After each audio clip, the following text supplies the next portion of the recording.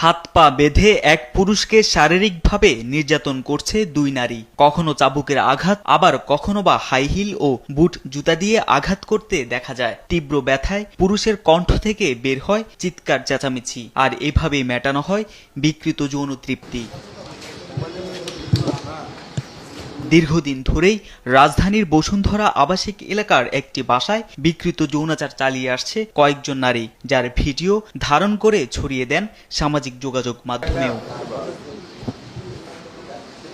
অবশেষে ছদ্মবেশে অভিযান চালিয়ে এই চক্রের দুই নারী সদস্যকে আটক করে ভাটারা থানা পুলিশ। বুধবার রাতে গোপন সংবাদের ভিত্তিতে বসুন্ধরা আবাসিক এলাকার জি ব্লকের একটি বাসা থেকে শিখা ও জারা নামে ওই দুই নারীকে আটক করা হয়। উদ্ধার করা হয় চাবুক, বিশেষ পোশাক সহ হাই হিল ও বুট জুতা। দীর্ঘদিন যাবৎ আমরা একটা শুনতে পাচ্ছি যে একটা বিকৃত যৌনাচারের একটা কার্যক্রম চলতেছে আমার এলাকায়। গোপন সংবাদের ভিত্তিতে উক্ত স্থানে যাই, যাওয়ার পরে গিয়ে আমরা ওইখানে গিয়ে ঘটনাস্থলে দুইজন মেয়েকে পাই এবং তাদের সঙ্গে পরিধীয় কিছু বস্ত্রাদি পাই, যেটা দ্বারা দীর্ঘদিন যাবৎ বিকৃত যৌনাচার কার্যক্রম চালাচ্ছে এবং একটা চাবুকও ছিল।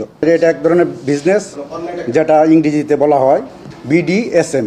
এটা ওদের মধ্যে যারা বিকৃত মস্তিষ্কে, যারা বিকৃতভাবে যৌনাচার তৃপ্তি নেয় বা বুক করে এইগুলা, এই কাস্টমারগুলো ওরা বেছে নেয়।